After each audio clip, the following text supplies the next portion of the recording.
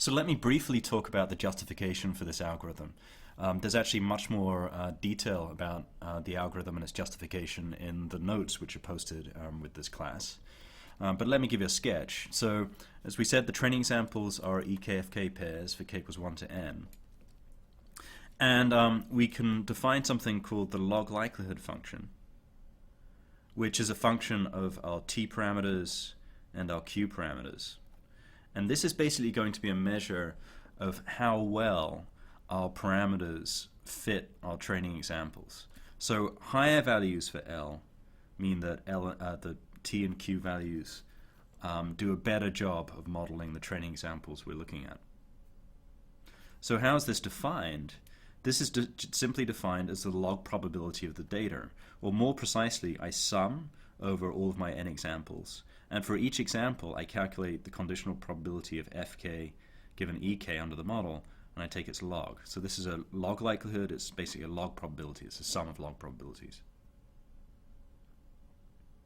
And recall that under the IBM models, this probability has the following form, where I have a sum over all possible alignments, and I have p of fk comma a given e of k. So I have the sum within the log. And of course this p, this probability p, is going to be some product of q and t terms for this particular example, reflecting ek, fk, and the particular alignment we're looking at. And so you can see that this is clearly very directly a function of our q and t parameters. As we vary the q and t parameters, these probabilities will vary, and this likelihood function may go up or down. The maximum likelihood estimates are then defined as the t and q pair that maximize this function. So under maximum likelihood estimation, we would like to find the parameters that make the data as probable as possible, in some sense fit the data as well as possible, where our measure of fit is this log likelihood.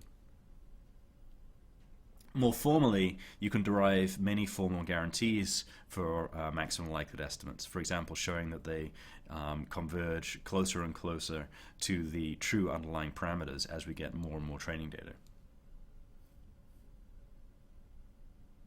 Now, as it happens, this likelihood function is quite nasty. It's quite difficult to optimize. And, nice looking functions will have a single maximum. This is a convex function. Imagine we only had a single parameter t here, and I have some function L of t. This is nice and well behaved because it only has a single maximum, and essentially any hill climbing method will in general be guaranteed to get to the maximum of that function.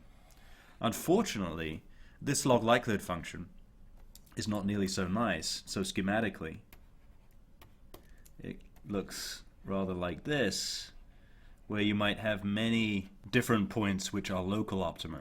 So a hill climbing method is in general very likely to get stuck at one of these non-optimal points.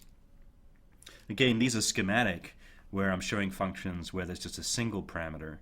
In reality, these are multidimensional functions where I have t and q, we might have thousands of parameters, and so these kind of surfaces can become extremely complex with many, many local optima. Okay, this makes optimization of the likelihood function very hard. In fact, it's almost certainly provably hard. It's NP hard or something similar. The guarantee for the EM algorithm is that it defines a sequence of parameters. We start qt, and at each point we calculate a new qt, and we keep going like this for maybe a few tens or hundreds of iterations. The EM algorithm is guaranteed in the limit to converge to one of these local optima of the likelihood function. And so while that isn't ideally we would like to get to the global maximum, in practice it works quite well and is quite an effective algorithm. One thing to note is that because of this property, the point you converge to is going to depend on your initial parameter values. And so you have to sometimes be careful about how you initialize your parameters. There's a lot more discussion of that in the notes which are posted along with this class.